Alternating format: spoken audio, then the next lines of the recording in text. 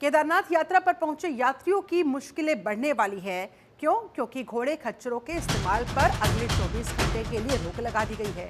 दरअसल घोड़े खच्चरों में एक वायरस के लक्षण देखने को मिल रही है। एक्वाइन इन्फ्लुएंजा नाम के वायरस के लक्षण सामने आने के बाद ये फैसला वहां पर लिया गया है। केदारनाथ यात्रा शुरू होने के साथ ही अब इसमें अड़चन भी आ गई है, जिसने सरकार के सामने ये बड़ी चुनौती खड़ी कर दी। खबर यह है कि केदारनाथ धाम की यात्रा मार्ग में इस्तेमाल किए जाने वाले घोड़े और खच्चरों में एक्वाइन इन्फ्लुएंजा वायरस के लक्षण पाए गए हैं, जिसे देखकर जिला प्रशासन और सरकार दोनों ही अलर्ट हो गए हैं। इस बीमारी को लेकर सचिव पशुपालन डॉक्टर पुरुषोत्तम ने रुद्रप्रयाग पहुंचकर वहां जिला प्रशासन के साथ एक समीक्षा बैठक की। बैठक में अधिकारियों से विचार विमर्श किया गया कि केदारनाथ यात्रा के दौरान इस्तेमाल होने वाले इन घोड़े और खच्चरों पर बैन लगा दिया जाए, जिसके बाद ये 24 घंटे के बैन का फैसला लिया गया है। हरीश खन्ना हमारे साथ संवाददाता ज्यादा जानकारी के साथ लाइव कनेक्टेड है। हरीश, केदारनाथ यात्रा में तकरीबन 8 से 9 हजार घोड़े और खच्चरों का इस्तेमाल किया जाता है। बड़ी संख्या में जो बुजुर्ग हैं, जिनके पैरों में दिक्कतें हैं, जो इतना लंबा सफर तय नहीं कर पाते हैं, वो इनका इस्तेमाल करते हैं। ऐसे में 24 घंटे का बैन, ये जो फैसला लिया गया है, क्यों लिया गया है और इस फैसले का क्या कुछ वैकल्पिक रास्ता खोजा गया है? देखिए शिल्पा, अभी जो जांचें हैं वो यहाँ पर चल रही हैं। वीआरसी पुरुषोत्तम जो सचिव पशुपालन है, उनकी तरफ से एक स्टैंड दिया गया है ताकि केदारनाथ की अगर बात करें तो केदारनाथ में जो घोड़े खच्चर हैं उनके यहाँ पर फिलहाल उन पर बैन इसलिए लगाया गया है क्योंकि उनमें एक फ्लू यहाँ पर पाया जा रहा है, रेंजर फ्लू घोड़े खच्चरों में पाया जा रहा है, जिस वजह से ये निर्णय लिया गया है कि पिछले 24 घंटे तक, यानी कि अगले 24 घंटे तक अभी किसी भी प्रकार से जो यात्री हैं वो घोड़े खच्चरों का इस्तेमाल नहीं कर पाएंगे। उसका कहीं ना कहीं साफ है कि कहीं जिस तरह से लगातार जो परेशानियां यहाँ पर हो रही हैं, खासतौर पर हम उन इलाकों की बात करें, तमाम उन क्षेत्रों की बात करें जहाँ से बड़ी संख्या में जो घोड़े खच्चर यहाँ पर चलाए जाते हैं। केदारनाथ यात्रा की हम बात कर रहे हैं तो केदारनाथ यात्रा में आने वाले जो श्रद्धालु हैं उनके लिए फिलहाल ये रोक लगाई गई है क्योंकि तबीयत जो घोड़े खच्चर है उनकी तबीयत बिगड़ रही है ज्यादा होने के कारण। इसके अलावा अगर हम बात करें तो क्योंकि ये बताया जा रहा है कि सर्दी जुकाम जैसी स्थिति यहाँ पर बन रही है। और अच्छा, लेकिन देखिए 24 घंटे का ये जो समय लिया गया कि 24 घंटे घोड़े खच्चरों का इस्तेमाल नहीं किया जाएगा, इन 24 घंटों में सरकार और वहां का प्रशासन करने क्या वाला है? क्या क्या ट्रीटमेंट होगा घोड़ों का कि 24 घंटे में आराम हो जाएगा, और या फिर 24 घंटे फिलहाल देखा जा रहा है, आगे का फैसला उसके बाद लिया जाएगा जो भी परिस्थितियां होंगी? बिल्कुल, मैं वही आपको बताना चाह रहा था सिंपल, क्योंकि जो 24 घंटे का जो टाइम यहाँ पर दिया गया है उसमें यहाँ पर जो तमाम जो घोड़े खच्चर हैं उनकी जांचें होंगी और उस जांच के आधार पर ये निर्णय लिया जाएगा कि ये आगे इसे यथावत रखा जाएगा, यानी कि पूरी तरह से बैन किया जाएगा, या फिर आगे जो प्रोसेस है, क्योंकि जो इलाज होगा, इलाज के दौरान अगर कुछ घोड़े खच्चर अगर ठीक हो जाते हैं या फिर इनमें इस तरह की चीजें नहीं पाई जाती है तो जाहिर सी बात है कि यात्रा के लिए वो प्रबल पाए जाएंगे और यात्रा शुरू की जाएगी। लगभग हम दिन भर की अगर बात करें तो 18,000 से ज्यादा जो तीर्थ यात्री हैं वो घोड़े खच्चरों का इस्तेमाल केदारनाथ यात्रा ताकि के दौरान इन घोड़े करते हैं। खच्चरों को और यात्रीगणों को भी इस वायरस के अटैक से बचाया जा सके। नजर बना रखिएगा। फिलहाल बहुत शुक्रिया आपका हरीश खन्ना इस पूरी बातचीत के लिए। वहीं केदारनाथ धाम में उमड़ा आस्था का सैलाब। बाबा केदार के दर्शन के लिए बड़ी संख्या में भक्त उमड़ रहे हैं। चौथे दिन ही ये आंकड़ा भक्तों का 1 लाख के पार जा पहुंचा है। ऐसे में आप अंदाजा लगा सकते हैं कि कितने उत्साह के साथ, उमंग के साथ श्रद्धालुगण वहां पहुंच रहे हैं, बाबा केदार के दर्शन कर रहे हैं। चारधाम यात्रा को लेकर श्रद्धालुओं में गजब का उत्साह है। चारधाम यात्रा को लेकर सारी तैयारियां पहले ही प्रशासन की तरफ से भी पुख्ता कर ली गई थी, क्योंकि रजिस्ट्रेशन जो लाखों की संख्या में हुए थे उसी के आधार पर यहां पर सारी व्यवस्थाएं की गई थी। केदारनाथ में चौथे दिन ही दर्शनार्थियों के जो श्रद्धालुओं का जो आंकड़ा है वो 1 लाख के पार जा पहुंचा है। 30 अप्रैल को गंगोत्री और यमुनोत्री के धाम के कपाट खुलने के साथ ही चारधाम यात्रा का आगाज हो गया था। इसके बाद 2 मई को केदारनाथ के कपाट खुले और 4 मई को बद्रीनाथ धाम के भी कपाट आम श्रद्धालुओं के लिए खोल दिए गए। केदारनाथ धाम की यात्रा सबसे कठिन होने के बावजूद यहां पर बाबा के दर्शन के लिए भक्तों का तांता लगा हुआ है। यहां 4 दिनों में ही दर्शनार्थियों की संख्या 1,05,889 पहुंच गई। यात्रा के चौथे दिन 26,180 श्रद्धालुओं ने बाबा केदार के दर्शन किए।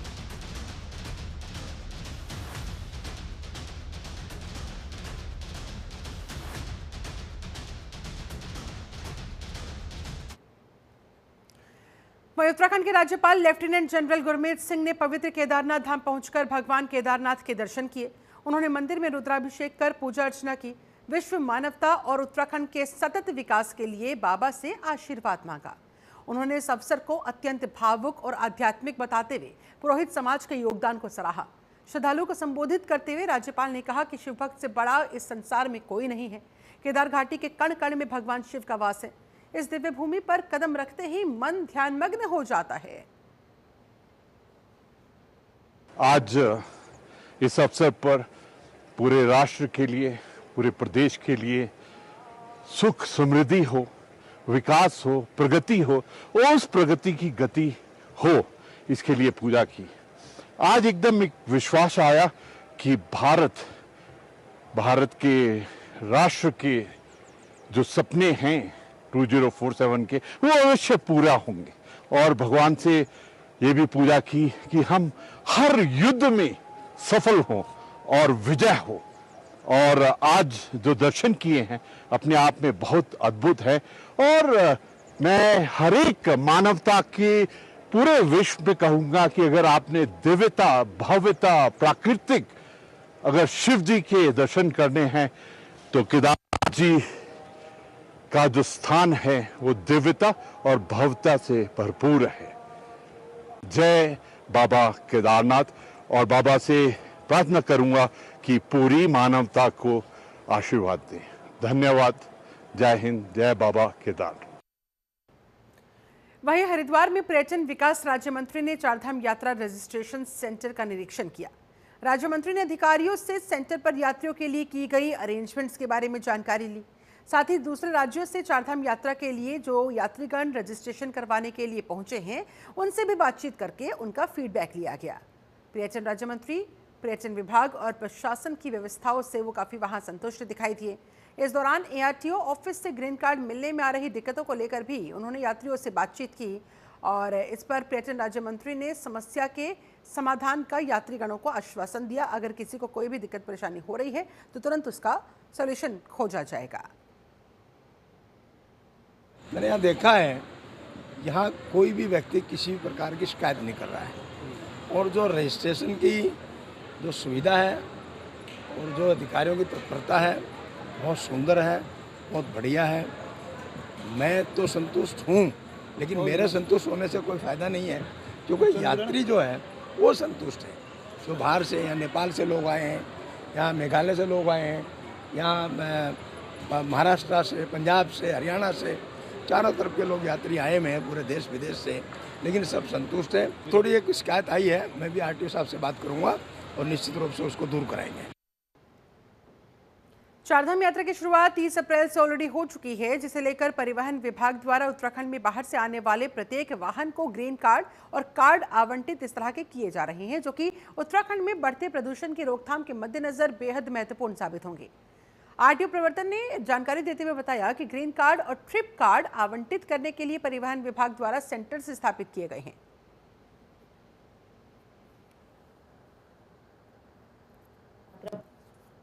गाड़ियों को हम लोग चेक कर रहे हैं और ये चेक पोस्ट 4 बजे से रात के 10 बजे तक वो शिफ्ट में संचालित हो रही है। तो जिसमें कोशिश की जा रही है कि जितने भी हमारी जो गाड़ियाँ चारधाम में जा रही हैं उनको हम चेक करने के बाद ही आगे भेजें।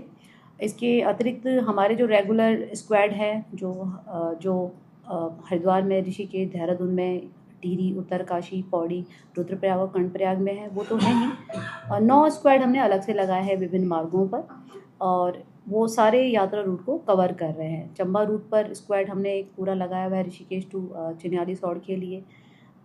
यमुना ब्रिज तक का है टामटा का, और यमुना ब्रिज से आगे चिन्याली सौड़ तक के लिए एक अतिरिक्त स्क्वाड हमने लगाया हुआ है। यात्रा वहीं चारधाम यात्रा की व्यवस्थाओं को लेकर हरिद्वार DM और SSP हरिद्वार ने नारसन बॉर्डर पर बने ग्रीन कार्ड सेंटर की व्यवस्थाओं का जायजा लिया। DM ने नारसन बॉर्डर पर बने यात्रा पंजीकरण केंद्र का निरीक्षण किया।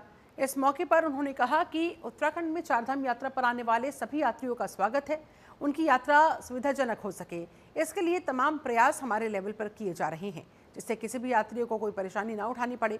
उन्होंने पंजीकरण केंद्र में तैनात कर्मचारियों से भी बातचीत करते हुए कहा कि वो तीर्थयात्रियों के साथ सौम्य व्यवहार करें, अतिथि देवो भव की भावना के साथ सेवा कार्य करें, जिससे श्रद्धालुओं को पंजीकरण प्रक्रिया में किसी भी प्रकार की असुविधा ना होने पाए। चाहे वो कोई ऑनलाइन रजिस्ट्रेशन करवाना चाह रहा हो या फिर ऑफलाइन रजिस्ट्रेशन करवाना चाह रहा हो, उनकी मदद की जानी चाहिए।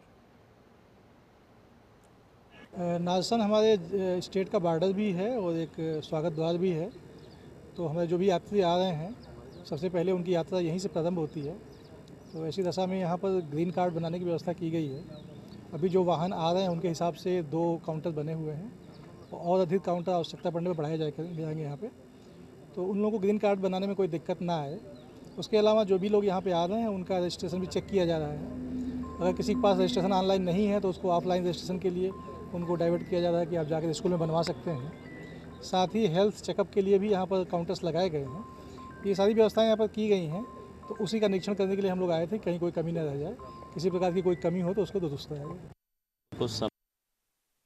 कुछ समय में नारसन बॉर्डर से कुछ ग्रीन कार्ड्स को लेके कुछ गतिरोध के संबंध में कुछ बातें हमारे संज्ञान में आई थी, जिसमें डीएम साहब और मेरे द्वारा भी नारसन बॉर्डर का निरीक्षण किया गया है। इसमें यात्रियों को आने वाली असुविधाओं के संबंध में अभी एक ब्रीफ मीटिंग इनकी ली गई है और उसमें किसी भी तरीके से कोई भी यात्रियों को कोई असुविधा ना हो, खासकर ग्रीन कार्ड को लेके या अन्य कुछ सुविधाएं जो नारसन बॉर्डर पर दी जानी है उस संबंध में इनको अवगत करा दिया गया है और प्रॉपर ब्रीफिंग इनकी की गई है।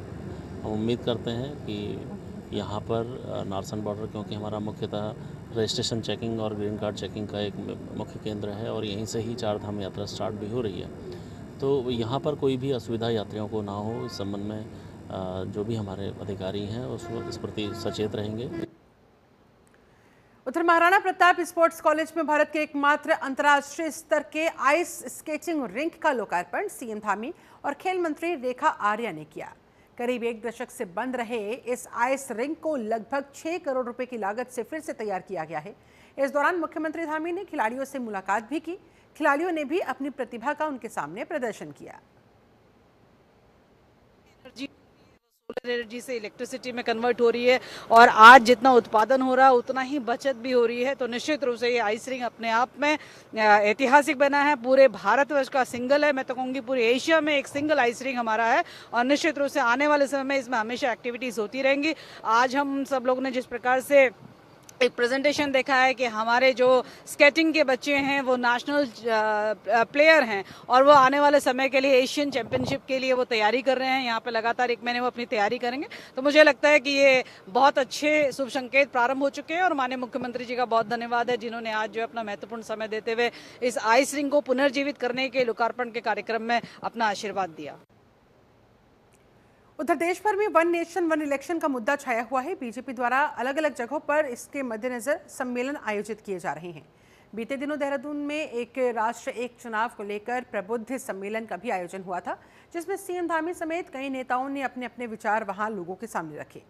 1 नेशन 1 इलेक्शन को लेकर बीजेपी प्रदेश महामंत्री आदित्य कोठारी का कहना है कि बीजेपी द्वारा उत्तराखंड में इस विषय पर जगह जगह सम्मेलन और संगोष्ठी की जा रही है ताकि लोगों को इसके बारे में अवेयर किया जा सके।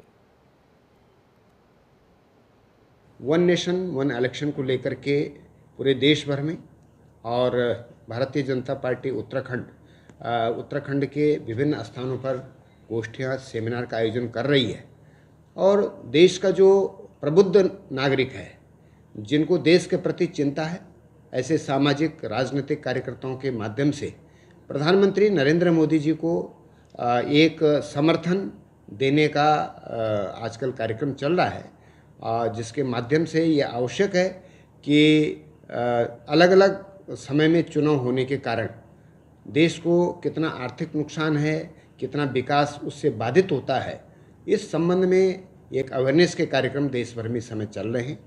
और जैसा प्रधानमंत्री आदरणीय नरेंद्र मोदी जी ने एक संकल्प लिया है कि 1 नेशन 1 इलेक्शन के कार्यक्रम को आगे बढ़ाया जाए।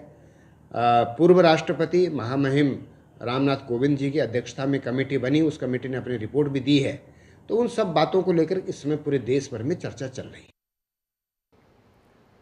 वहीं केंद्र सरकार द्वारा उत्तराखंड को बड़ी सौगात दी गई है। सीएम धामी के अनुरोध पर ज्योतिर्मठ को आपदा सुरक्षित करने के लिए 291 करोड़ से ज्यादा की धनराशि मंजूर की गई। मुख्यमंत्री धामी ने ज्योतिर्मठ के पुनर्निर्माण गतिविधियों के लिए धनराशि की स्वीकृति के लिए पीएम नरेंद्र मोदी और गृह मंत्री अमित शाह का आभार व्यक्त किया।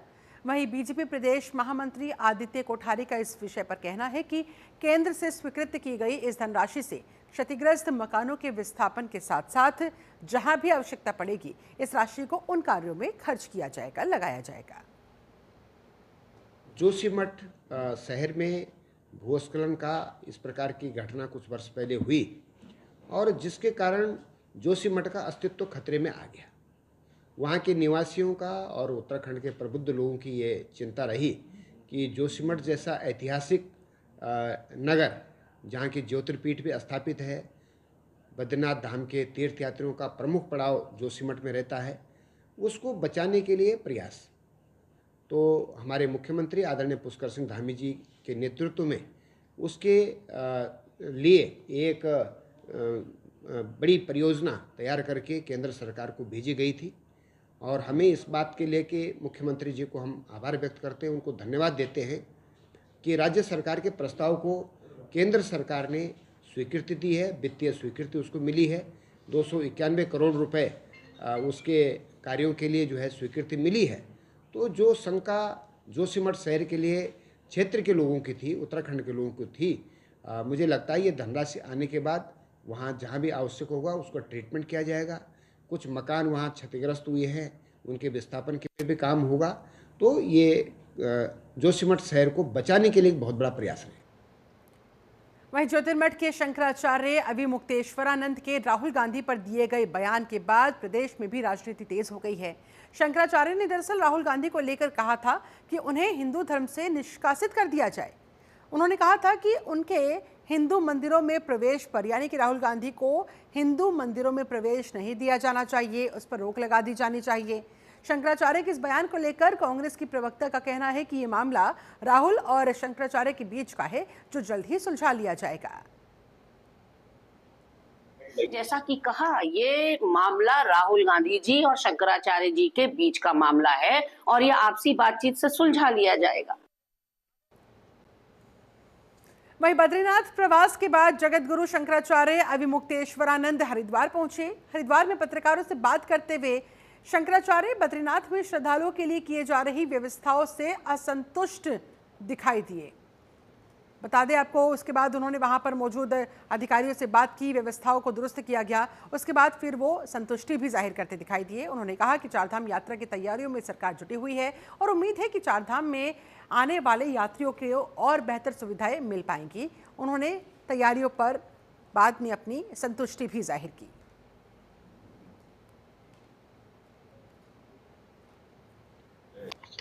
चारधाम यात्रा आरंभ हो गई है। हम यमुनोत्री और गंगोत्री तो नहीं जा सके, दूर से ही प्रणाम किया, लेकिन केदारनाथ जी के पट के अवसर पर और बद्रीनाथ जी के पट के अवसर पर वहाँ उपस्थित रहे। लोगों में बहुत उत्साह है, मौसम भी अच्छा है और व्यवस्थाएं भी ठीक करने के लिए वहाँ के अधिकारी सन्नद्ध हमको दिखाई दिए। तो हमको लगता है कि बहुत अच्छा रहेगा ये यात्रा का मौसम। अभी तो कार्य हम लोगों ने देखा कि फैला ही हुआ है, कुछ भी अभी सिमटा दिखाई वहाँ पर नहीं दिया। आशा करते हैं कि जल्दी ही काम सिमट जाए ताकि लोगों को जो काम होने के कारण की असुविधा है उससे मुक्ति मिले। वहीं पूर्व मुख्यमंत्री और हरिद्वार से सांसद त्रिवेंद्र सिंह रावत रुड़की पहुंचे, जहां उन्होंने वक्फ संशोधन बिल को लेकर जन जागरण अभियान के तहत जानकारी दी।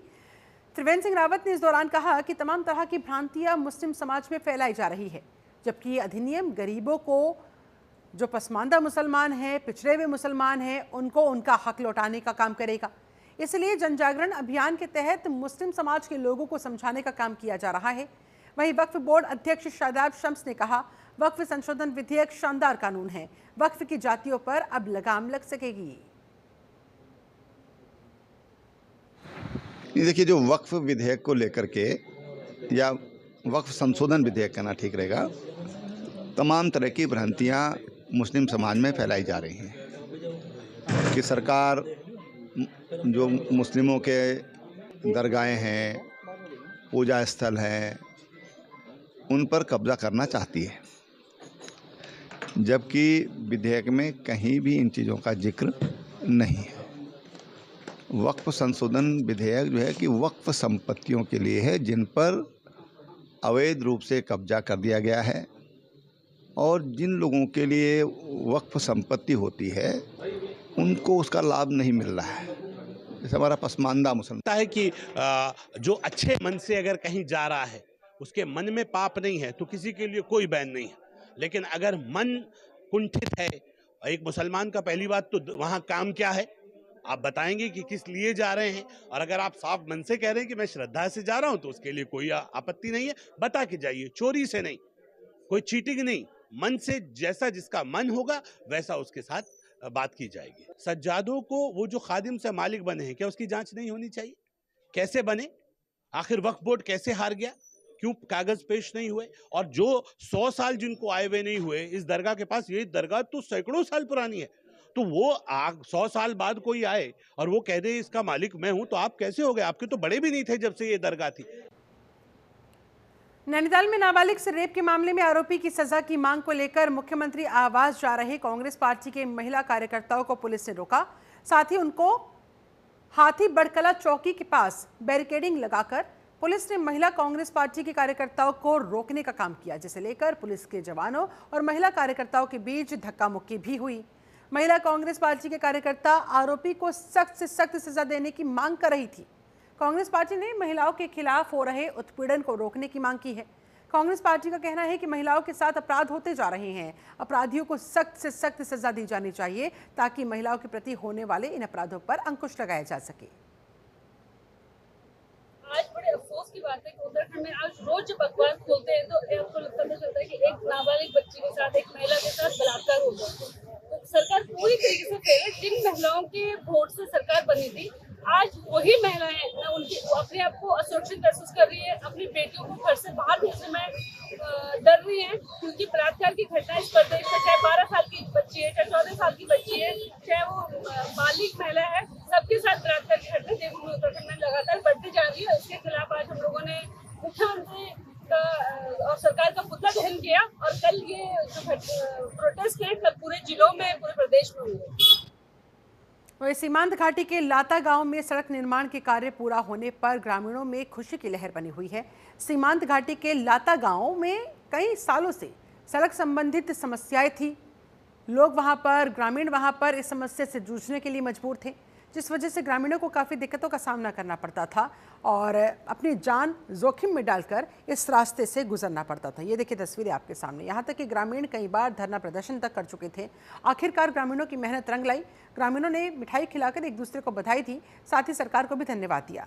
ग्रामीणों ने जेसीबी मशीन के ऑपरेटर का भी इस दौरान फूल मालाओं के साथ वहाँ स्वागत किया।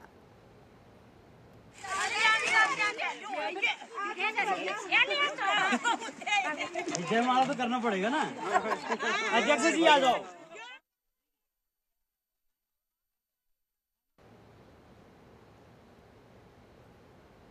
यहाँ पर हमारे प्रधान जी है सरिता देवी, और उसके बाद हमारा ठेकेदार लक्ष्मण सिंह ठेकेदार, और उसके बाद यहाँ पर हमारे वो जेपसी का ऑपरेटर साहब, उनका नमस्कार करूंगा मैं सभी लोगों को। और बहुत बहुत धन्यवाद है इन लोगों को, जिन लोगों ने आज हमारे यहाँ का रोड का हमको संभव नहीं था कि यहाँ रोड पहुँचेगा, इन लोगों ने यहाँ पर रोड पहुँचाया। बहुत बहुत धन्यवाद, ज़्यादा नहीं बोलूँगा, यहाँ पर धन्यवाद।